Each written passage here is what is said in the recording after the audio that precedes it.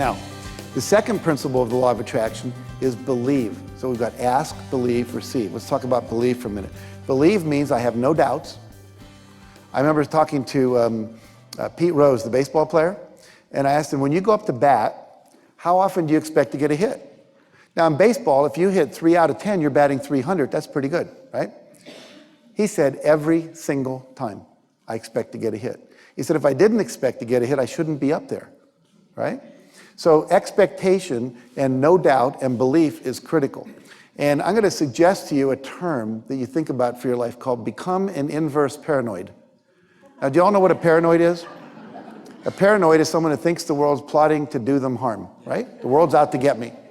An inverse paranoid believes the world is out to do you good. It believes in a beneficent universe. It says the world's a friendly place. It's a place that's on my side. It's looking out for me, as opposed to it's a dog-eat-dog world, you know, and it's a terrible place to be.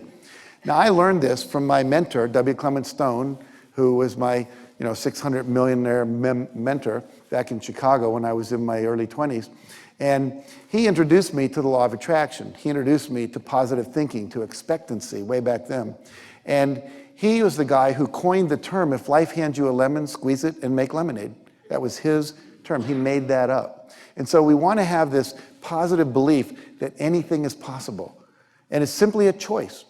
I was working in New York with some real estate agents during the subprime crisis that was facing America.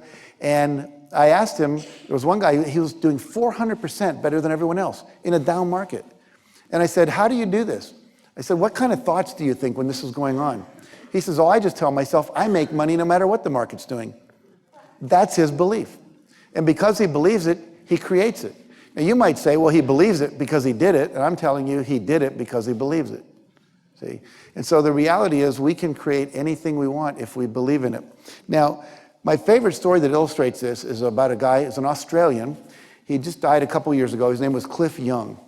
And in 1983, when he was 61 years old, he showed up at a race. It's the Sydney to Melbourne race. It's 875 kilometers. That's about 650 miles. And it's normally a 6.5-day race. And most of the people that run this, it's considered one of the hardest endurance races of ultra marathons you can possibly do. And most people that run this are like 30 or younger. And he shows up to a field of 120 runners, and he's 61, and he's wearing Oshkosh overalls. He's got on construction boots with galoshes on top of them because it might rain, and he's wearing a baseball cap. Everyone else is wearing Nike, Puma, Asics running gear. They're all ready to go. And they said, sir, you can't run this race. You'll have a heart attack. We've never heard of you. Have you ever run a marathon before? No. Have you ever run a 10K? No. Well, what makes you think you can do this? He said, well, I'm a farmer. And we have a 2,000-acre farm. I have 2,000 sheep. And up until 2 years ago, we never had any farm equipment because we couldn't afford it. And when a storm was becoming, I would go out with my dog, and we would herd up 2,000 sheep. Sometimes it would take us 2 or 3 days to get them all into a safe place, and I never slept. So I think I can do this. Well, they didn't take him very seriously, but they decided to let him run. They thought he'd probably drop out after the first day, and they didn't care about it too much. And the first day, everyone takes off, and boom, the gun goes off, and everyone's running real fast. And here's Cliff. It's what they call the Cliff Young Shuffle. They actually named this after him. And what happened was he was way behind. And the first day, everyone went to sleep, and he was still running, and they woke up and they started running. He was way behind. But see, Cliff had an advantage that nobody knew about. The advantage was he'd never read a book about running. He'd never read Runner's World magazine. He'd never talked to an elite runner, never talked to a coach. He didn't know that when you do this kind of race, you're supposed to run for 18 hours, sleep for 6. Run for 18, sleep for 6. So when everyone went to bed, he was so far behind, no one was there to tell him to go to bed. So he just kept on running. He ran nonstop for 5.5 days and broke the record by 9 hours.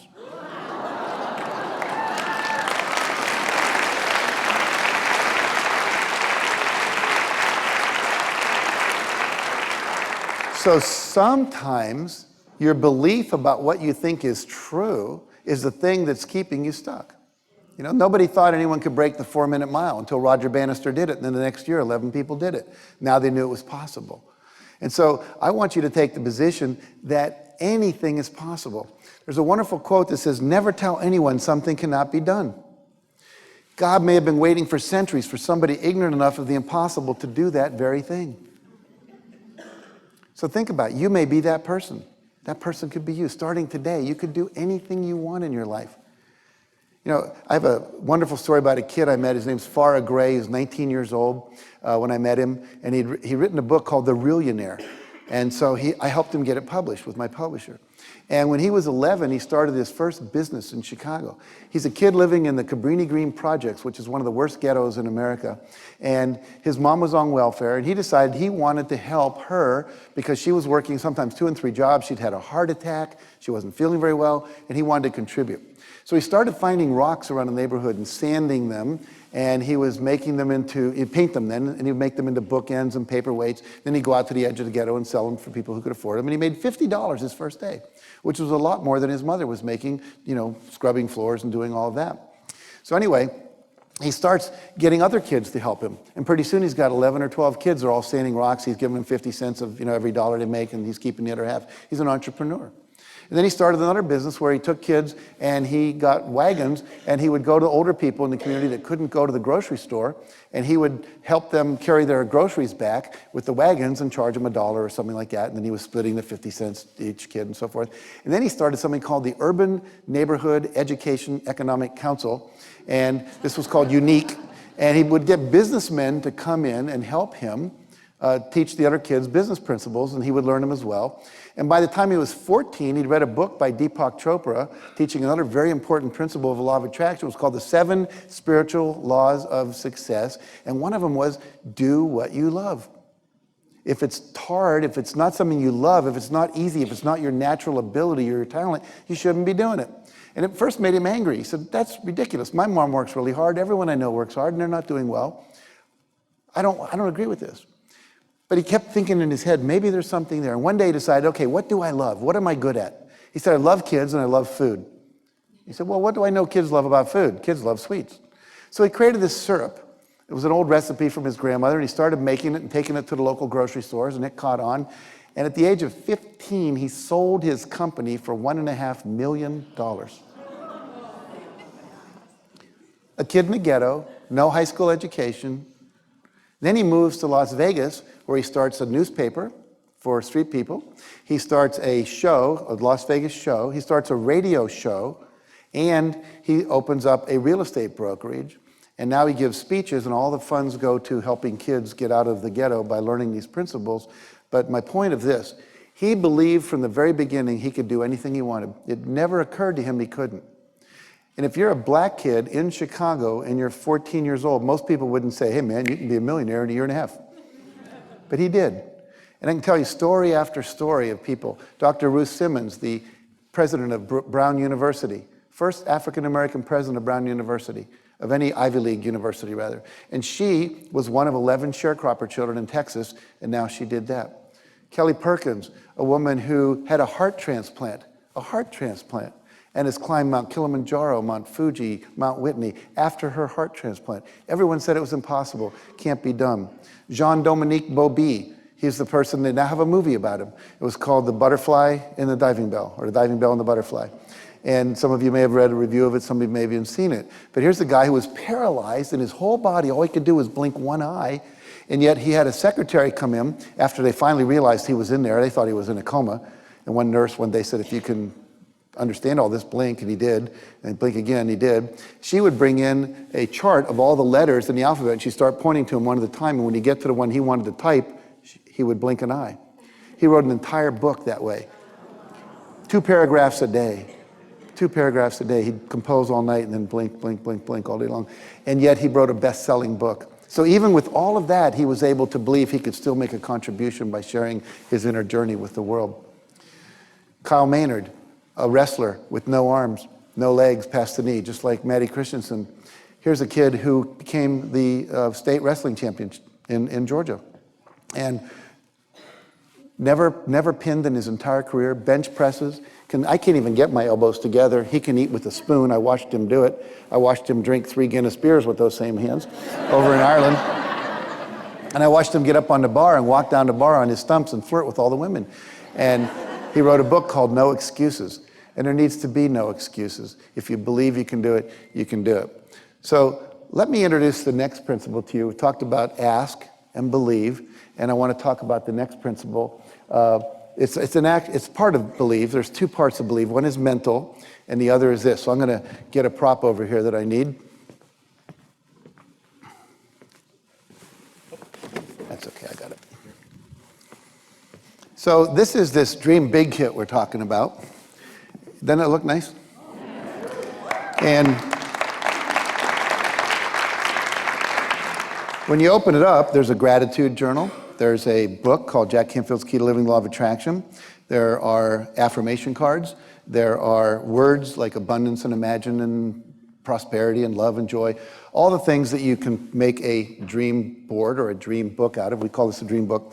And this comes off as well, and then it gives you a place to make your vision book, okay? And have you ever noticed most vision boards kind of look like ransom notes? You know, you cut all the stuff out of the newspapers and the magazines, right? You know? Well, we thought we'd take it up a notch, right? Anyway, I'm going to give this away to someone. Who would like this? It's free. Who would like it? All right, very good.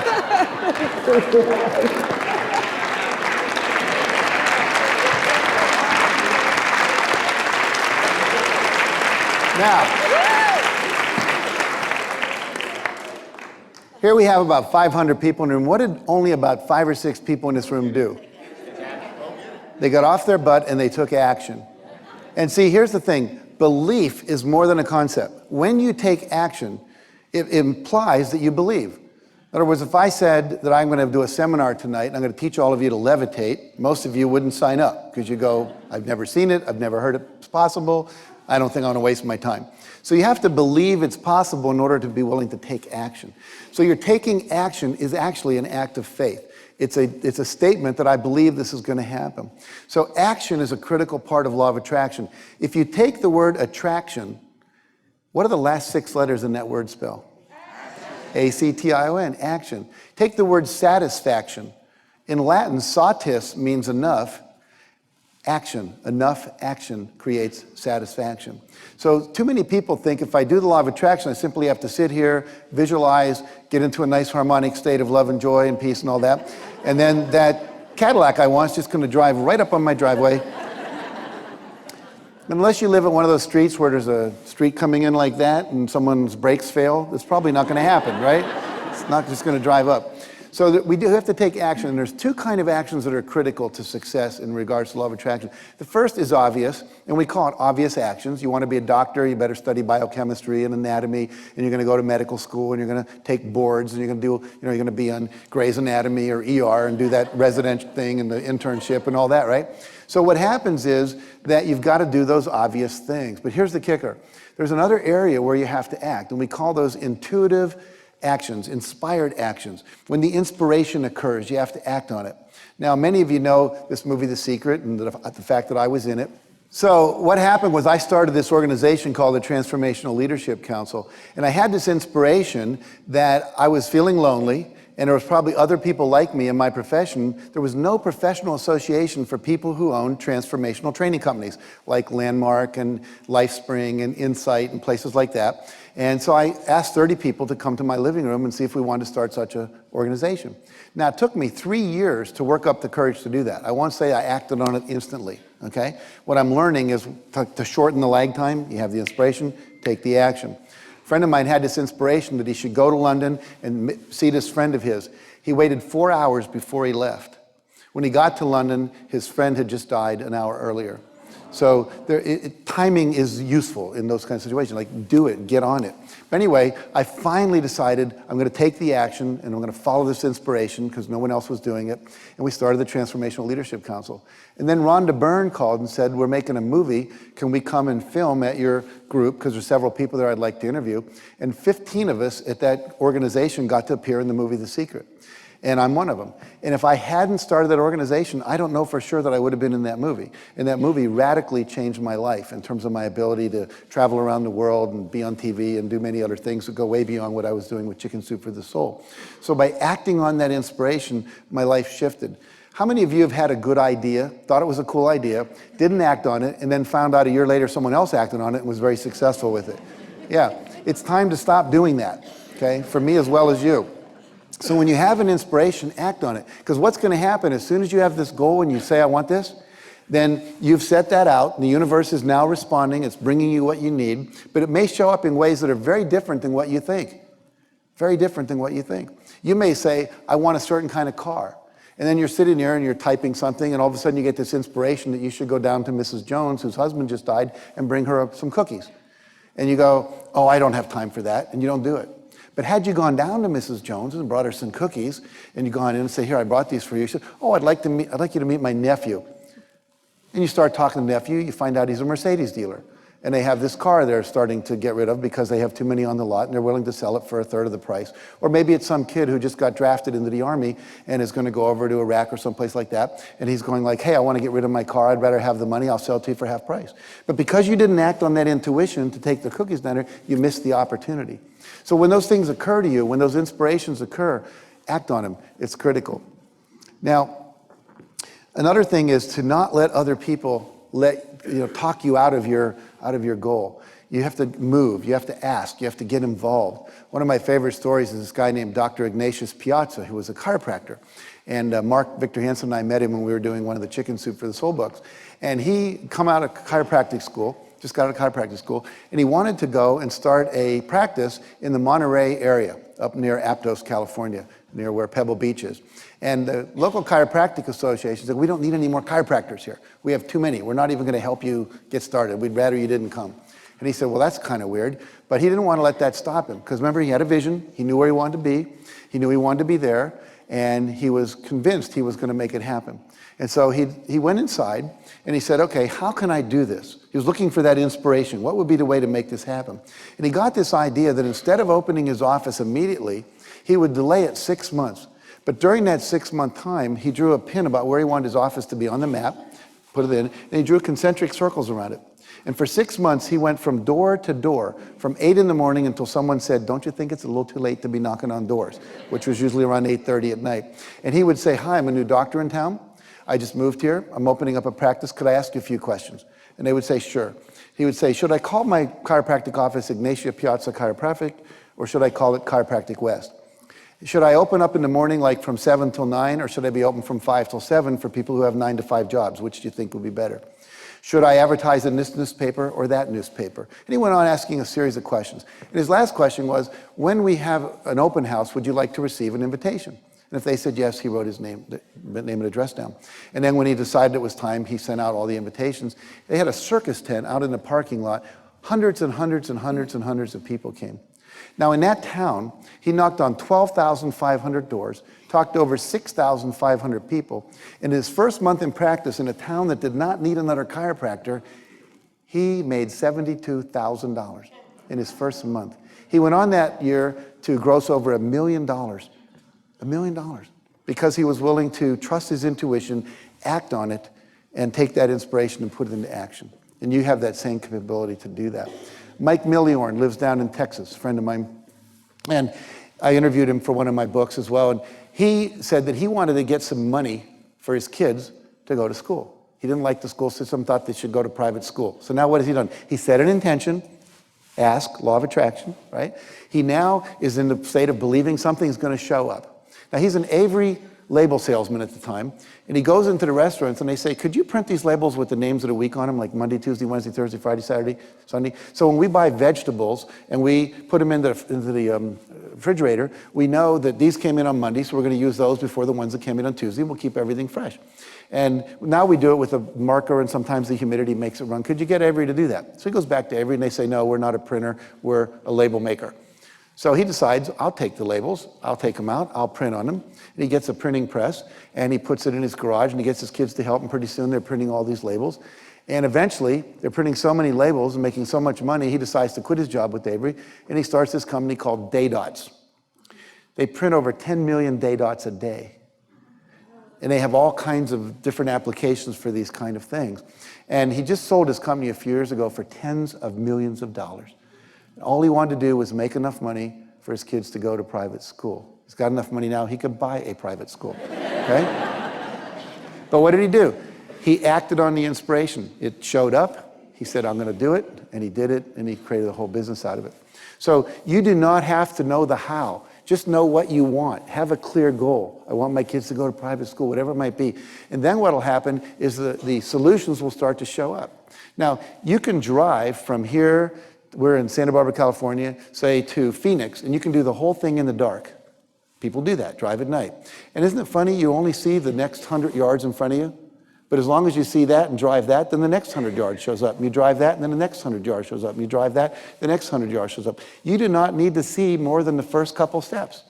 When we started Chicken Soup for the Soul, we had no idea it was going to become a national brand. We had no idea it would become a magazine. We had no idea it would become a talk show and a video show, dramatized show on TV. We had no idea that we would have a little 5-minute show on radio where they would have a syndicated thing going on, or a syndicated column in a newspaper. Or God knows, we never thought we would end up with a pet food, Chicken Soup for the Pet Lover, Soul, dog and cat food. Who knew? You know? But we do. And, you just take your first step. We wrote that first book. We intended it to be a bestseller. It became a bestseller. Then the next thing, and next thing, and next thing, and the next thing. Now, what we know is there are two kinds of action you can take. There's the outer action that we talked about. Start the group, put the names of the days on the labels, etc.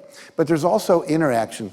And what we now know is true is that 1 hour of interaction, inner, meditation, visualization, working on your thinking, is equal to 7 hours of outward behavior. So if you want to be successful, 1 hour of visualizing, keeping your energy pure, focusing on what you appreciate, getting rid of resentments, forgiveness, all of that, is worth 7 hours of out there doing all that grind in the universe. Because you're going to attract more to you with that work than all the effort you're going to be doing. Does that make sense? Okay, good. So we call this the action journey and the emotional journey. You want to focus on keeping your emotions high, keeping your thoughts high, as well as taking all the obvious actions out there in the world. So acting on your intuition and taking action out in the world is an important part of this idea of believe, okay? So the most important thing is what you learn, not just to sit around and wait, but do the inner work. It's important to do that work. And then do the outer work. So the Dream Big Collection, the Key to Living the Law of Attraction, shows you the techniques and provides you with the tools so that you can take action immediately and do the daily things that you need to do. Because success is a day-by-day process. It's not something where you go and you work out for 5 hours on a Saturday. If you think about this, if you cut out 1 soda a day, it's about 120 calories. That's like fasting every 10 days.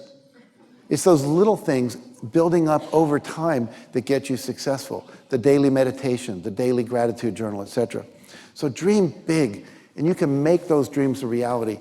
It's easy to do.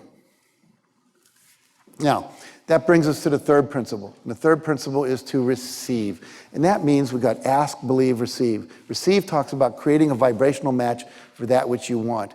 You've got to become a vibrational match. So think about this. Gratitude, very important. If you just gave me $1 million, what do you think I'd feel? I'd feel good. I'd feel gratitude. I'd feel secure, knowing my financial security is a little better than it was before. I'd feel excited, right? So you want to feel the feelings you're going to feel when you get it before you get it. You want a certain car? Go down to the dealership and test drive that car. So you know what it feels like to own it. I can't afford a Mercedes. If I walk in there, they're going to kick me out. They'll know I'm a fake. They'll know I'm, I remember going down to Rodeo Drive and looking at some of the stores and thinking, if I go in there, they're going to throw me out. Suits start at $10,000 or something, and they're going to say, where's your Platinum American Express card? I need to see that or you can't come in, right? But the fact is, until you put it on, until you try it, until you walk through that house, go to the open houses, test drive the cars, close your eyes and feel the feeling of a standing ovation if you're an actor or if you're a speaker. I remember going out was in New Orleans, and after I was sitting in the audience as an educator, and there was 10,000 people in the audience. Some guy gave a keynote speech, and I thought, wow, someday I want to do that. So I walked up after everyone left the room, and I stood at the podium, and I pretended I was giving a speech to 10,000 people. Just looking out at 10,000 chairs and feeling what that would feel like. And that's what we're talking about, feel those feelings. Now, you want to feel the feelings of joy, of abundance, of forgiveness. You want to feel abundant in terms of finance, abundant in terms of friends. Just really Act as if you already have it. And this gratitude thing is so important. If you saw the movie The Secret, and I know all the people in there that talked about it, John DeMartini, Lee Brower with the Gratitude Rock. You know, John DeMartini says, I don't get out of bed until I have a tear of gratitude running down my face. I asked him, how long does that usually take? He said, it might take 30 minutes someday, but I don't want to go into the day until I'm in that state. When Rhonda Byrne wrote The Secret, she said, all I did was sit there and be so grateful for everything in my life until I had a tear. And then I ran to the typewriter and I wrote, because when I was in that state, everything flowed through me. So we have to practice gratitude. Take time each day. And one of the things that I want to encourage you to do is keep a gratitude journal. Every day, write down the things you're grateful for. That's why in the Dream Big collection, we have a gratitude journal, a place where you can write down. And it's dated, you know, January 1st, January 2nd, so it's easy to do. It's a beautiful book. There's a lot of quotes in there that are inspirational, and it gives you a tool. And I keep mine by my bed. So when I get up, I say, okay, first thing I see, gratitude journal. James Ray, when he gets out of bed, he says, he walks to the shower, and he says, thank you. Each foot, thank you, thank you. Esther Hicks teaches when you go out into the world every day, have a rampage of gratitude, a rampage of appreciation. Just everything you look at, appreciate it. Oh my God, a friend of mine, Byron Katie, she said she fell on the floor. And she said, I'm on the floor and I'm thinking, I love this floor. This floor is so solid. You know, this floor is always here. It never leaves, you know. It never judges me, you know. She said, I can count on it being there. It's not like some men I know in my life, you know. But the point is that everything, look for what is it to be grateful for in that, you know? And what you'll find as you go through life, all the things you resented in the past, you know, maybe there was a divorce or an abusive parent, every one of those things had a gift in it. And when you find the gift and you really receive the gift, then all the pain dissolves and you move into a much higher state. So always be looking for the gift. Now, law of attraction, another way to create a vibrational match is to focus on acting as if you already have it. So, like, I remember when I bought a suit I couldn't afford, so I started acting as if I was already wealthy. One of my favorite stories was a kid at a bank down in Santa Monica where I used to live, and I'd walk in there, and most of the tellers were all wearing these kind of string ties at that time, or no tie at all. And there was this one teller, he looked like a bank president. And a year later, I went in there, he was now a manager. He was dressing the part. He was acting as if he was already management. And so the idea being that you want to step into and act as if. One of my favorite act as if techniques is to throw a come as you'll be party. What if we had a party where every one of you came, and for the next hour, we'd all have to be who we were 5 years from now, we would have achieved all of our goals. So you're already a millionaire, you've already lost your weight, you've already won the marathon, you've already got your Emmy, your song's been a bestseller, you know, a gold record or platinum record, your kids are all graduated, you've started that retreat center, you know, and you just walk around as if you've already done it. And that's the coolest thing, because what happens is you're walking around pretending you've done all this, you're feeling the feelings, and everyone else is going, great job, good, way to go, I'm so proud of you. And we have people carry around book covers of books they've written, and one guy came to one of these parties, he was carrying his cell phone, about every 5 minutes it would go off, and he'd say, oh man, Jennifer, leave me alone. No, come on. And it would ring again about 20 minutes later, Jennifer, I told you it's over. I know I'm the best lover you ever had. I know it was great. You know, he'd hang up again. Then her phone would ring 30 minutes later. I told you I'm at a party. J-Lo, leave me alone, you know? And he'd had this huge crush on Jennifer Lopez, so he was pretending he'd already been in the relationship and was over it, you know? It's so important to find ways to build up that emotional energy field, what some people call your attractor field. How strong is this magnetic field? And the stronger your emotions are, the more powerful the attractor field will be. And that's just a wonderful way to do it. So think about that your emotions are the gas that move the car. It's the petroleum in there that's making it all happen. It's the fuel that gives it the rocket propulsion that you want to have in your life. So it's not just thinking the thoughts, but feeling those feelings. Another technique is to create affirmations. How many of you use affirmations? Good. For those of you who don't, an affirmation is a statement that affirms that you've already achieved it. So you might say, I'm standing in the middle of my lanai overlooking the sunset on Kaanapali Bay in Maui. You know, you're already there. You're describing it. You know, I'm driving my new Ferrari down Pacific Coast Highway. I'm happily receiving my award from the university for being the professor of the year. I'm reveling in my $1 million a year after-tax personal revenue. I'm enjoying looking at my physically fit 185-pound body in the mirror. Or as one of my students goes, I'm feeling alive at 185. You know, you can have some fun with it. I'm proudly accepting my master's degree from the University of California School of Education at UCSB. So remember, do the affirmations every day. I like to take all of my goals and then write an affirmation for each one as if it's complete. Then I go through in the morning, I look at it, close my eyes, read it to myself, then I visualize having it, and I feel the feelings of what it would be like. And that really moves me. You want to affirm the outcome, not the process. You don't have to worry about how. Remember, the universe will take care of the how. You know, let go and let God, release it to the universe. It'll happen. And this vision books we talked about, I want you to use a vision book. I want you to create something that'll keep you focused. Take the pictures of you. Like I'll send students over to the car dealership. Maybe you go down to a Lexus dealership or a Cadillac dealership, and you go in with your camera, and you sit in the car, and you put your head out the window, and you wave. And you have the person that works there take your picture. And you say, I'll be back to get this in a couple months, right?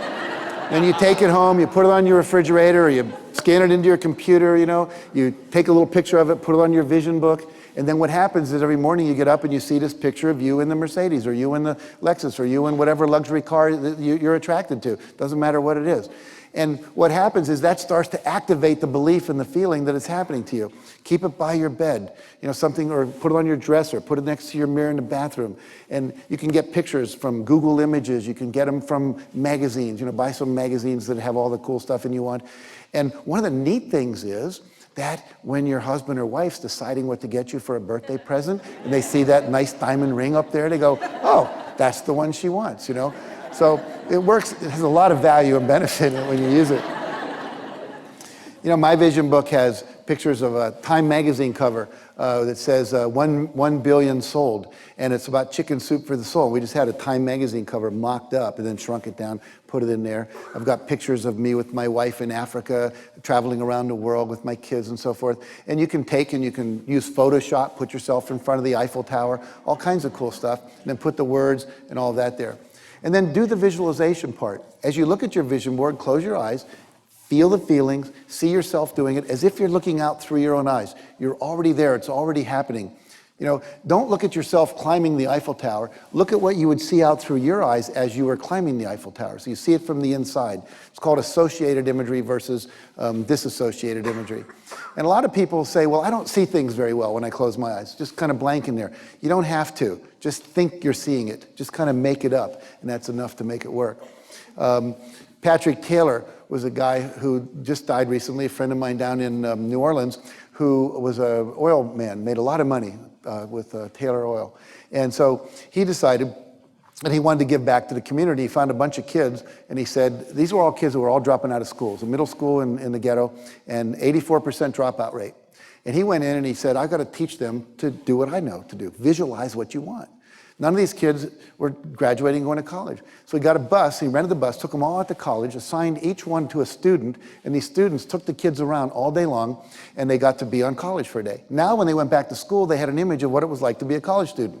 And then for the next 5 years, every single morning, the teacher said, close your eyes, visualize going to college. In 5 years, the dropout rate in that school went from 84% dropout rate to a 16% dropout rate. And all those kids ended up going to college. Now, one other thing, Patrick Taylor made him a promise. He said, if you graduate from high school and you have a B average and you don't get arrested for a felony, I'll pay for your college education. Now what do they have? They had a vision, and did they have a belief? A positive expectation it was going to happen? Absolutely. This was such an effective program that the state of Louisiana adopted it statewide. Any kid below a certain poverty level that graduates with a B average and has a 96% attendance record and doesn't have a felony record, the state will pay for them to go to college. One man's vision changed the whole education system.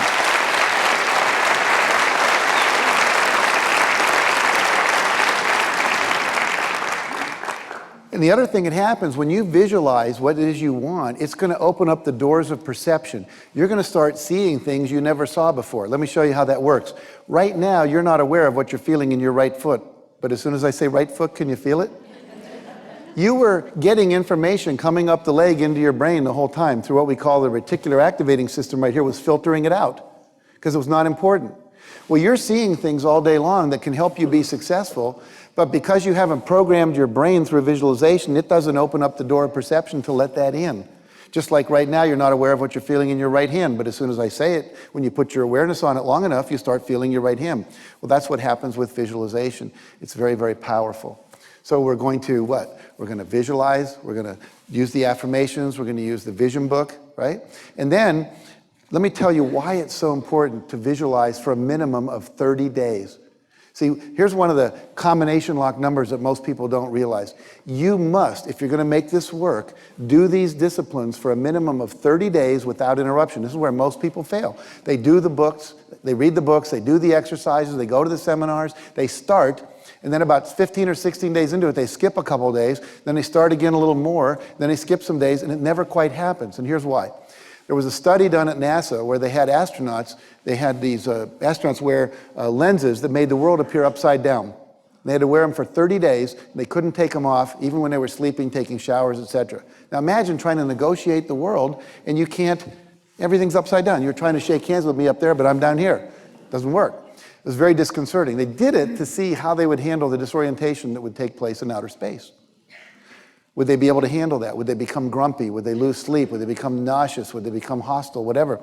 And what they did discover was that about 25 days into the experiment, remember, they're getting this ocular image upside down in the brain, their brain shifted the image right side up. Wow. Took 25 days, 25 to 30 days, right in that period, different day for each astronaut, and the brain rewired itself. Now, they said, this is interesting. Let's do another experiment. So they took a second group of astronauts, and after about 15 days, they had one half of the group take their goggles off for a day, put them back on day 16, and then continue the experiment. It took them another 25 to 30 days before the phenomenon of this switching upside down occurred. What does that tell us?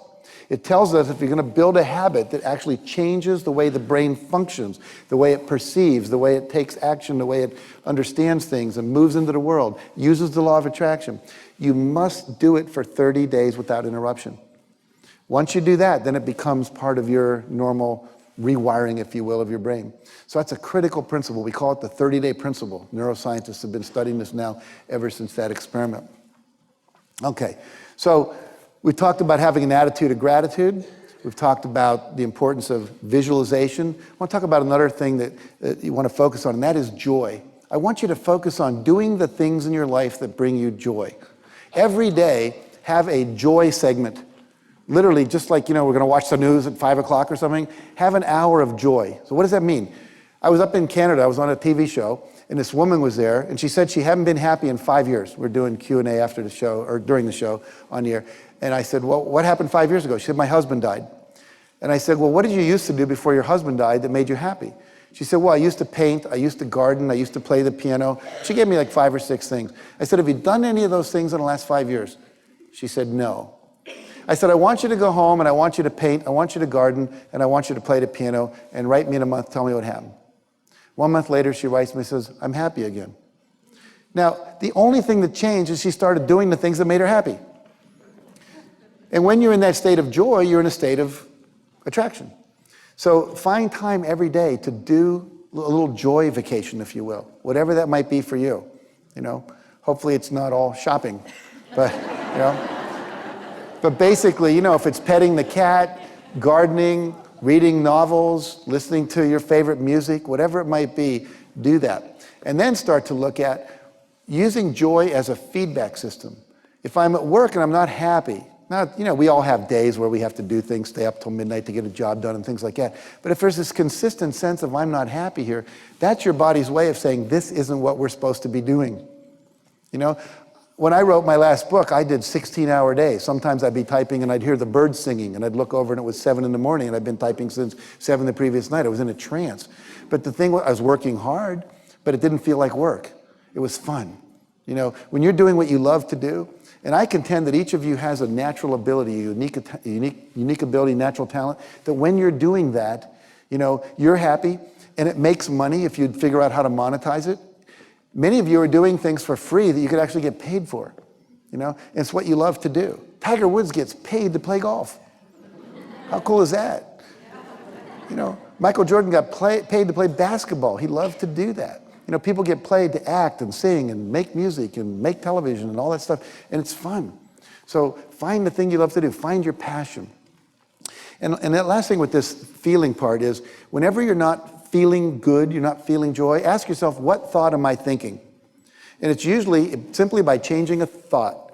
Let's say your husband forgets your birthday and you're feeling miserable. You're probably thinking, my husband doesn't love me. He forgot my birthday. What if you just changed that thought to, someone who loves me forgot my birthday? Changes the whole inner experience. Just assume they love you, as opposed to assuming they don't. And that little thing will change it. Surround yourself with positive people. We saw that with the arm demonstration up here. Surround yourself with positive people. Watch positive television. Read positive books. Only go to movies that are going to uplift you. If you can read it and go, oh, I don't want to see that, don't go. If a television show makes you all upset, stop watching it, okay? The news.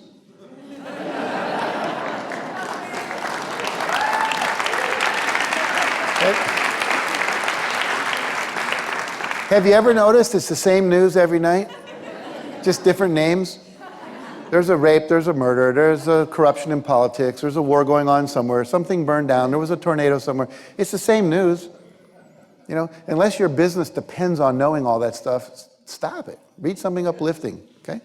Now, let me share with you how I applied these principles in my own life.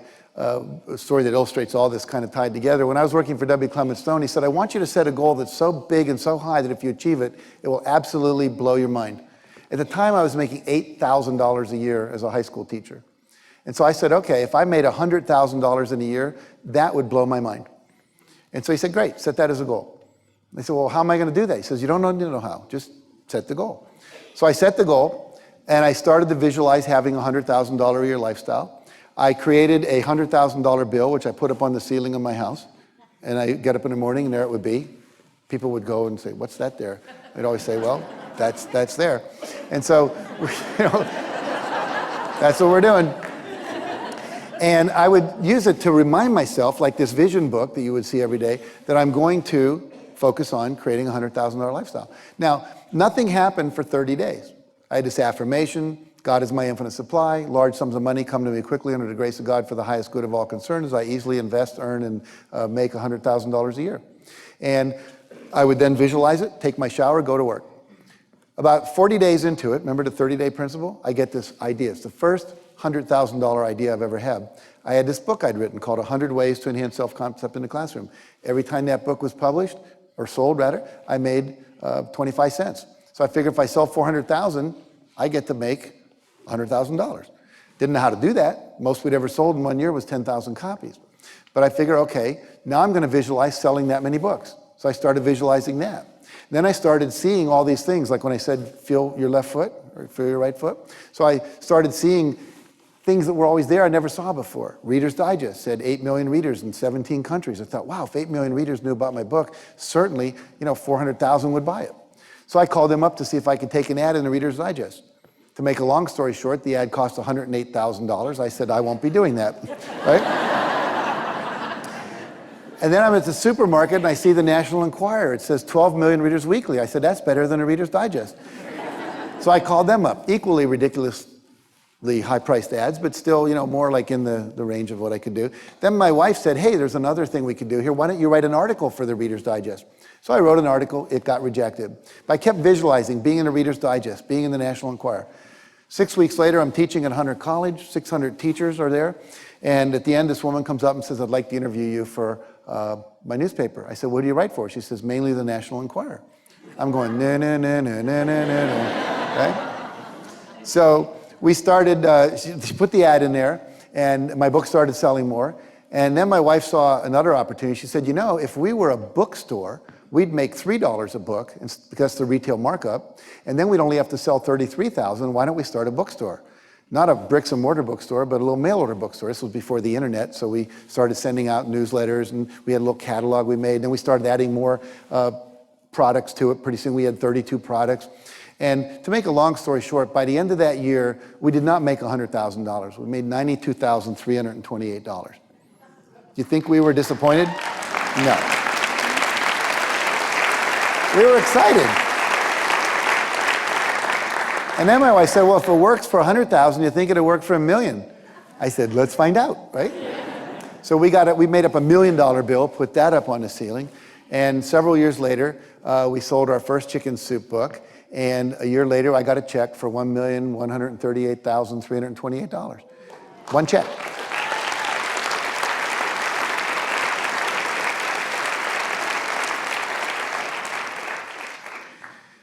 So if you will have the vision and you'll act on the inspirations, you can have everything.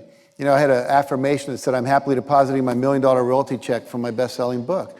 And as a result of that, did that over and over, visualized it for several years, and then boom, there came the check. Still have that framed in my office. So finally, I want to talk about this last principle. It's called practice faithful persistence. It means never, ever, ever give up. Chicken Soup for the Soul was rejected by 144 publishers. 144 publishers said, we don't want to publish a collection of short stories. The title's stupid, Chicken Soup for the Soul. What does that mean? People don't buy collections of short stories. There's never been, successful chain of doing that. So literally, we spent 14 months trying to find a publisher. And we'd go to New York with our agent, and eventually our agent gave us the book back and said, I can't sell this.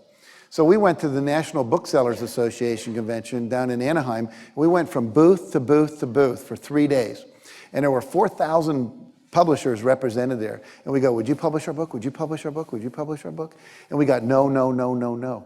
It was late on the third day that a little publisher from Florida, after we'd gotten over 144 rejections, said, we'll read it. And then they said, we said, well, how many copies do you think we'll sell? After they said, yeah, we'll buy it. A couple weeks later, they said, we'll publish it. And they said, well, maybe 20,000 if we're lucky. And we said, our goal is to sell 1.5 million in a year and a half. Now, have you ever told someone your dream and had them laugh out loud at you? He laughed out loud. Now, if we had given up after 100 publishers had said no, I wouldn't be standing here today. Wouldn't have happened. And so you've got to be willing to persevere. Because we didn't take no. See, when the world says no, you say next. Let's practice that. If I say no, you say? Yes. Absolutely. There's only 5 or 6 billion people out there you can go and ask, right? There's over 4,000 publishers just here in the state of California. So what we have is this endless possibility, but you have to persevere. It's as if the universe tests our commitment. And so today we have 147 titles in print. We sold over 115 million copies. We're in 47 languages. And over $1 billion worth of Chicken Soup for the Soul books have been sold worldwide. So if you're willing to decide what you want, believe it's possible, consciously envision the future, feel the feelings of what it would feel like if you had achieved this goal, you can have anything. And then you take action, both obvious actions and inspired actions. You can do anything. Wonderful story that illustrates this is a woman named Madeline Belletta, a friend of mine that I interviewed for one of my books. She was very ill, and she and her church prayed for a solution. And they got this inspiration that came through, and it was called royal jelly. And no one knew what royal jelly was. They went to the supermarket, and they went to the Smucker's division looking for royal jelly, and they couldn't find it. And eventually someone said, hey, that's the stuff that bees feed the queen bee.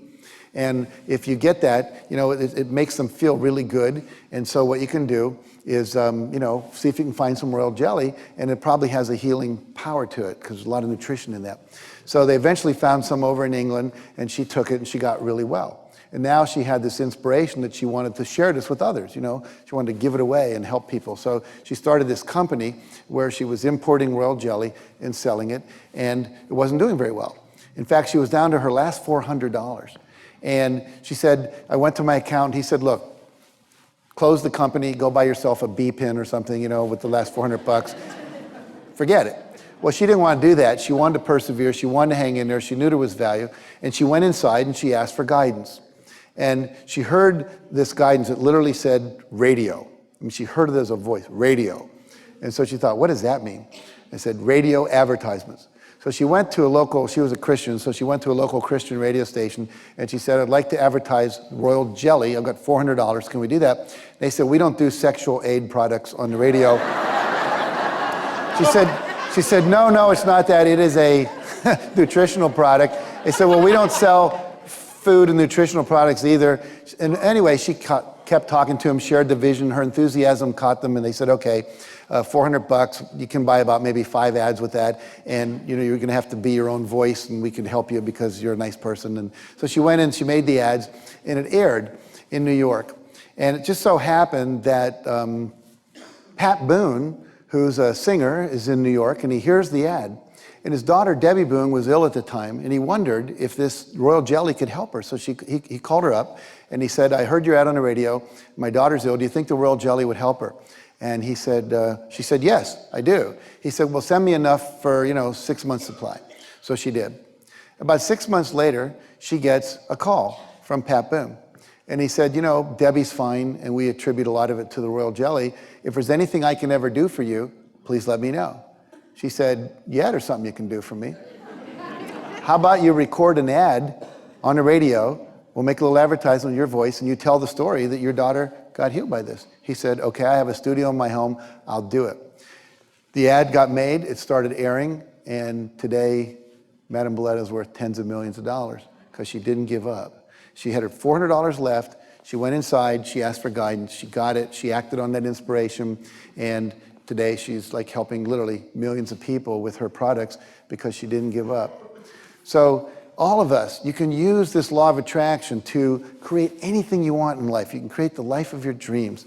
And by following the core principles of ask, believe, and receive, you're going to create greater happiness, greater joy, greater health, greater relationships, and greater fulfillment in your life. It's possible to have anything you want.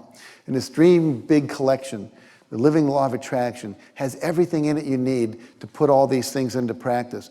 It's all there. It's laid out for you in a step-by-step way. And all you have to do is use the principles in your life, and it will empower you to create anything you want and make your dreams a reality. Now, I'm going to summarize what I call the daily disciplines of effortless success.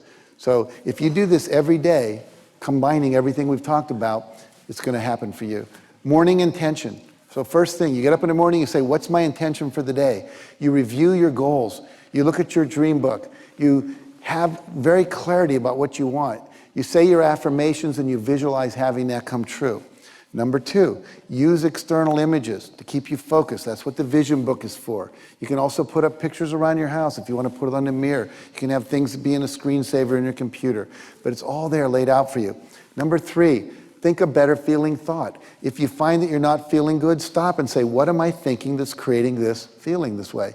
And then change the thought. Just dramatically shift. Choose a different thought. And it becomes a discipline, but you can do it. Number 4, what I want you to do there is to write down 5 things a day in your gratitude journal. Be grateful. Keep focused on that all the time. Have an attitude of gratitude.